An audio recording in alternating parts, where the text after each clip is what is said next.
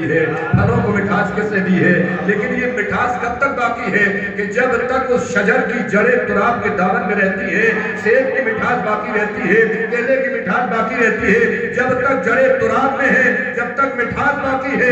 اگر جڑوں نے کسی دن تراب کے دامن کو چھوڑ دیا, نہ مٹھاس باقی رہتی ہے نہ پھل باقی رہتی ہے. بس یہی وجہ ہے کہ اگر جڑیں تراب کو چھوڑ دے تو مٹھاس چلی جاتی ہے. اگر انسان ابو تراب کو چھوڑ دے نہ تقویٰ رہتا ہے, نہ نماز رہتی ہے, نہ محبت رہتی ہے. صلوات پڑھے بر محمد والے.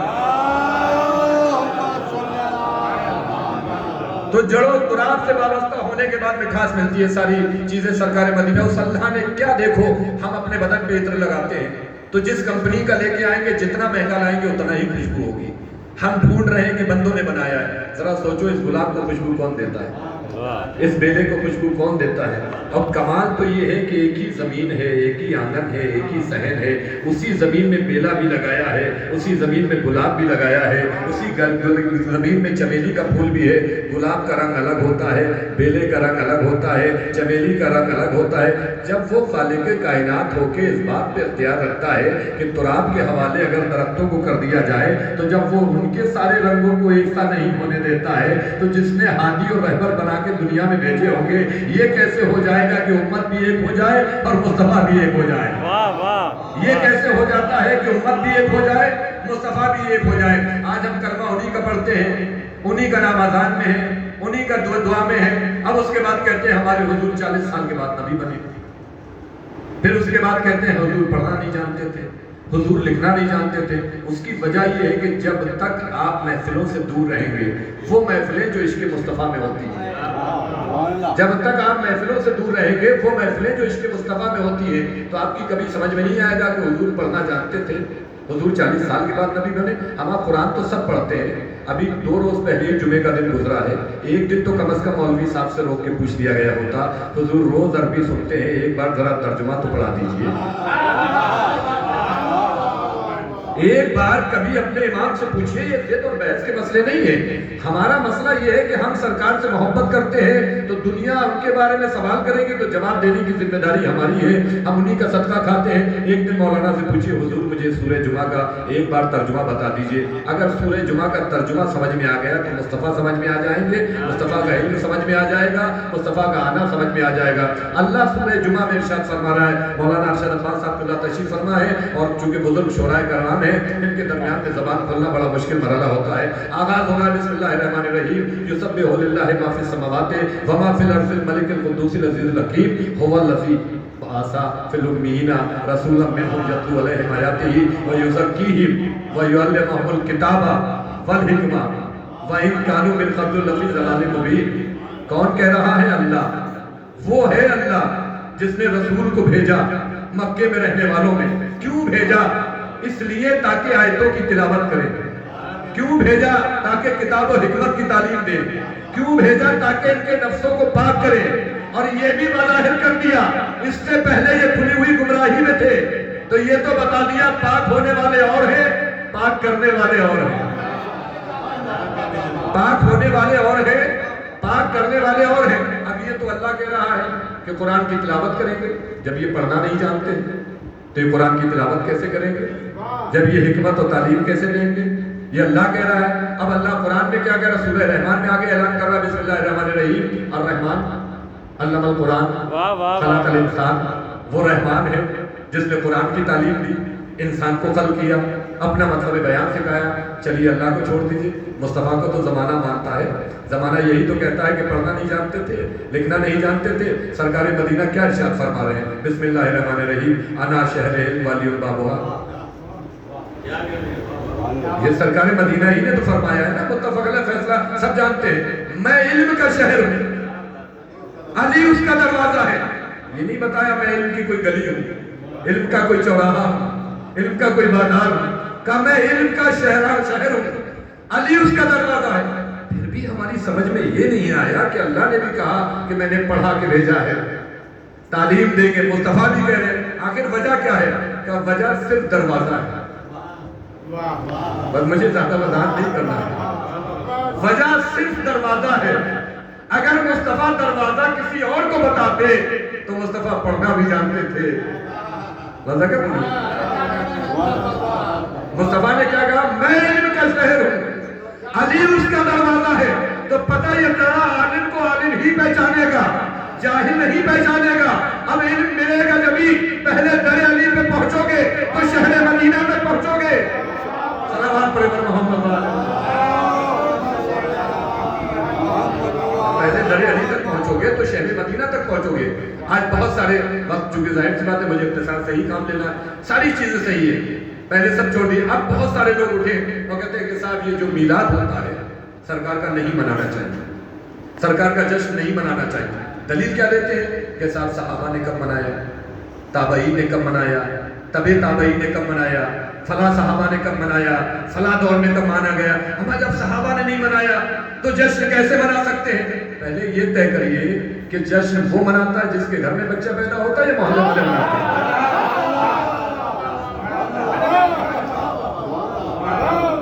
بھئی آپ پوچھ رہے ہیں، جو دلیل مانگ رہے ہیں ہم سے کہ جشن صاحب صحابہ نے نہیں منایا، جشن صاحب فلاں والوں نے نہیں منایا، تابعین نے نہیں منایا، تبع تابعین نے نہیں منایا. بھائی جشن کون مناتا ہے ولادت کا؟ جس کے گھر بچہ پیدا ہوگا تو وہی تو منائے گا. اب کیسے کہیں؟ چونکہ پہلی منزل میں اٹک گئے ہیں، پہلی منزل میں ہی گھبرا گئے ہیں. جشن وہی تو بتائے گا.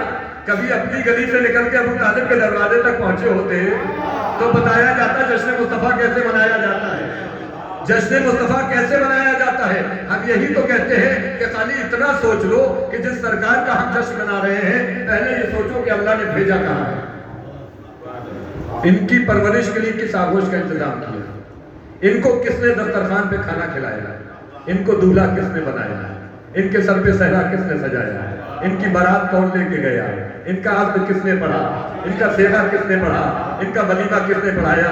بس درمیان میں بڑا حسین جملہ ہے، اب میں آپ کے ذہنوں کے حوالے کرتے ہوئے بزرگوں سے معذرت بچوں کے لیے، سرکار کو یہ بتاؤ کہ صحرا کس نے سجایا؟ اللہ نے یہ شرف صرف اور صرف ابو طالب کو دیا، پہلی بار اور آخری بار، پہلی بار اور آخری بار. صحرا اگر کسی نے باندھا ہے تو جناب ابو طالب نے باندھا ہے، چونکہ آپ بخوبی جانتے ہیں دولہا ایک ہی بار بنتا ہے. صلوات پر محمد والے ہو.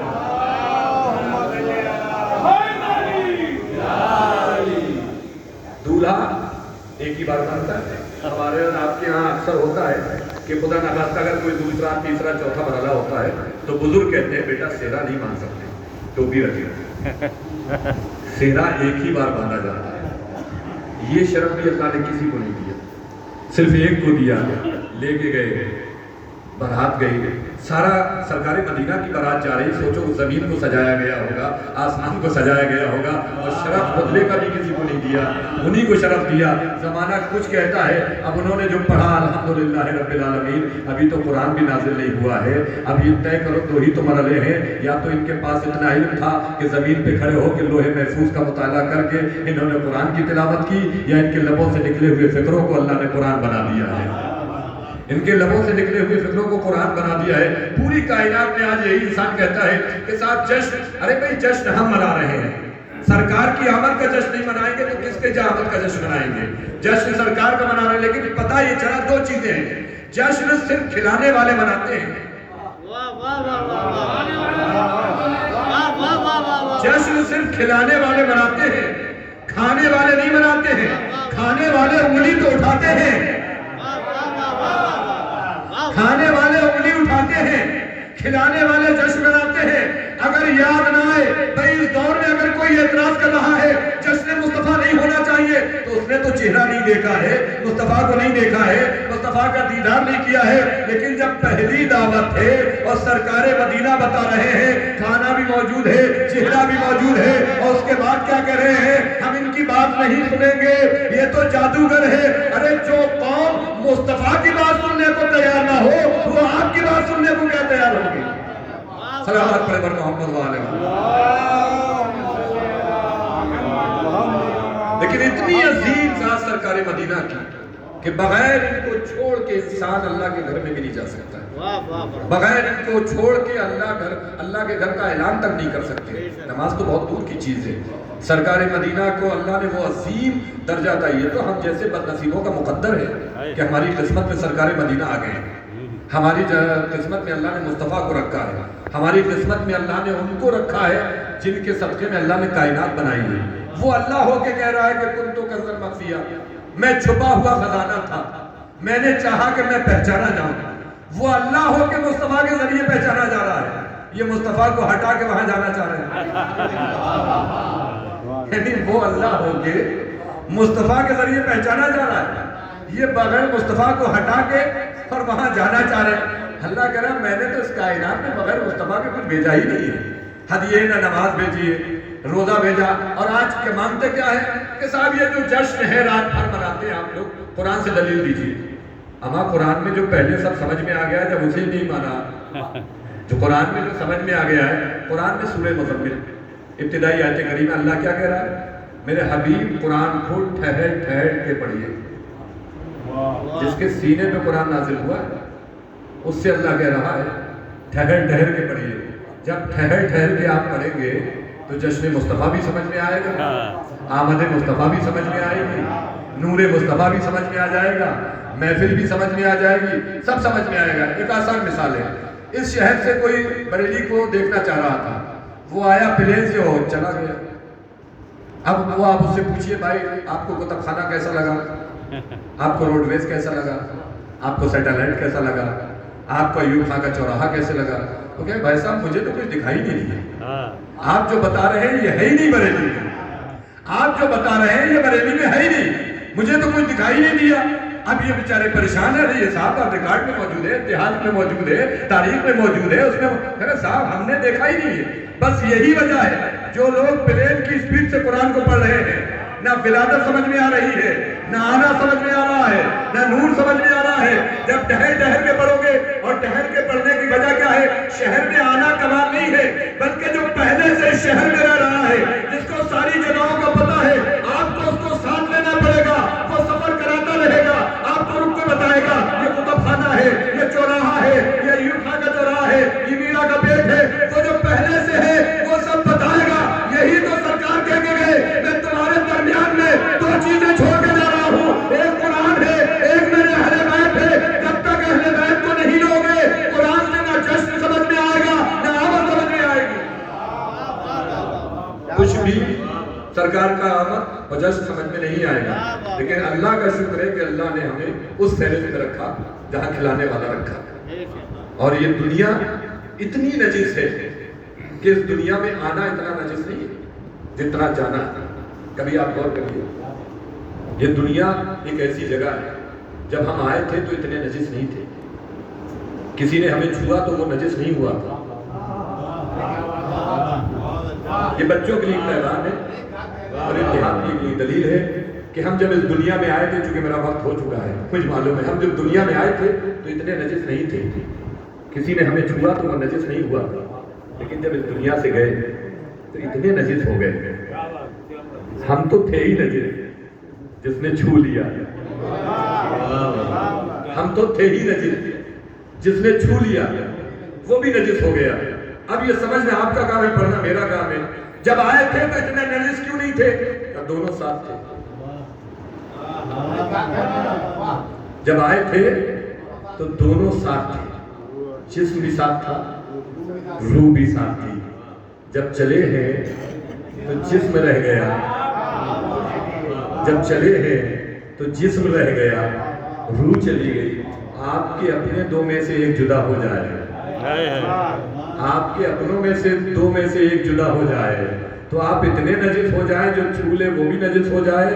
اور سرکار جسے دو کو چھوڑ کے جا رہے ہیں، ایک قرآن ہے، ایک اہل بیت، اب اگر اس میں سے دو جدا ہو جائے، اب اس میں سے دو جدا ہو جائے تو پتہ کیا ہوتا ہے کہ اپنا اگر جدا ہو جائے تو نجس تو ہوتا ہے لیکن خاموش بولتا رہتا ہے، لیکن اگر سرکار چھوڑ کے جا رہے ہیں، اگر ایک کو چھوڑ دے تو اتنا نجس ہوتا ہے، خاموش نہیں ہوتا ہے۔ کبھی کہتا یہ ہم جیسے ہیں، کبھی کہتا پڑھنا نہیں جانتے، کبھی کہتا لکھنا نہیں جانتے۔ اب ان کا برا ماننے کی ضرورت نہیں ہے، بلکہ یہ وہ نجس ہے جو کھاتے تو سرکار کا ہے،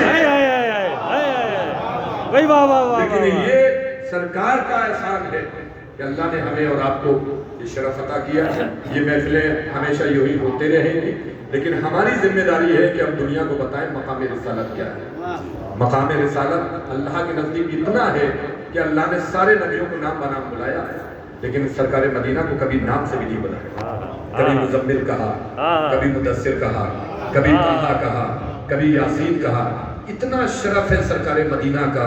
آدم سے کہا کہ آدم تم نجاست سے دور رہو, نوح سے کہا نوح تم نجاست سے دور رہو, عیسیٰ سے کہا نجاست سے دور رہو, موسیٰ سے کہا نجاست سے دور رہو, یعقوب سے کہا نجاست سے دور رہو, یوسف سے کہا نجاست سے دور رہو, ایوب سے کہا نجاست سے دور رہو. 1,23,999 نبیوں سے کہا کہ دیکھو تم نجاست سے دور رہو. مصطفیٰ سے نہیں کہا کہ تم نجاست سے دور رہو بلکہ نجاستوں سے کہا کہ مصطفیٰ سے دور رہو.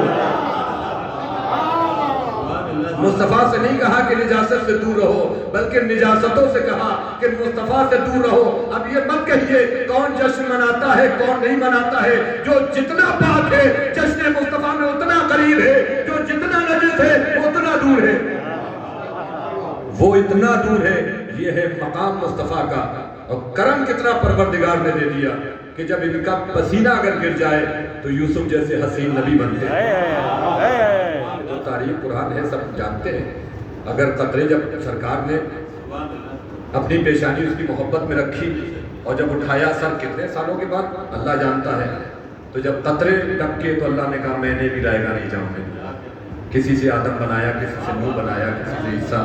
یوسف جیسے حسین بنائے. دنیا کہتی ہے یوسف بڑے حسین تھے. ہمارا جو پسینے سے پیدا ہو, تو جب وہ اتنا حسین ہے تو مصطفیٰ جسے اپنا خون بتا رہے ہیں, مصطفیٰ جسے اپنا خون بتا رہے ہیں وہ کتنا حسین ہوگا. اور حسین ہو کے بتایا کہ یہ تو زلیخا نے بتایا کہ جب یوسف نے کہا تھا نا اے زلیخا کاش تم آنے والے ایک نبی کو دیکھتی تو تمہیں پتا ہوتا حسن کسے کہتے ہیں. تو زلیخا نے بے ساختہ جملہ کہا, کتاب کا نام ہے علل الشرائع, جس میں زلیخا نے کہا یوسف اب تمہاری محبت جدا ہو رہی ہے, اس نبی کی محبت میرے دل میں آ رہی ہے. زلیخا بوڑھی ہو چکی تھی, اس نبی کی محبت میرے دل میں آ رہی ہے. جیسے ہی زلیخا نے کہا کہ اس نبی کی محبت میرے دل میں آ رہی ہے, خالق نے کہا کہ جا اگر میرے نبی کی محبت تیرے دل میں آ گئی تو میں تیری ضعیفی کو جوانی میں بدل دوں گا. اب آپ سمجھ میں آئے کہ یوسف کون ہے, مصطفیٰ کون ہے. یوسف اس نبی کو کہتے ہیں جس کی محبت جوان زلیخا کو بوڑھا بنا دیتی ہے. مصطفیٰ اس نبی کو کہتے ہیں جس کی محبت بوڑھی زلیخا کو جوان بنا دیتی ہے. اسی لیے نبی کے پاس ایک بوڑھی عورت آئی اور آنے کے بعد کہتی ہے اللہ کے رسول مجھے جنت میں کیا کیا ملے گا. اللہ کے رسول نے کہا کوئی بوڑھی عورت جنت میں نہیں جائے گی. چلی گئی, گھر رو رہی ہے. بوڑھا اس کا نماز پڑھ رہا ہے. اب اس نے نماز کے بعد پوچھا کیا ہوا, کہ اللہ کے نبی نے کہا کوئی بوڑھی عورت جنت میں نہیں جائے گی. اب اس نے کہا تجھ سے کہا, مجھ سے تھوڑی کہا. اس نے کہا نہیں چلو تم بھی نبی کے پاس. یہ بھی آیا ادھر ادھر کی بات کر کے سرکار سے پوچھ رہا, سرکار یہ رو رہی ہے. کہا کیا ہوا, کہ اس نے کہا کہ کوئی بوڑھی عورت. تو سرکار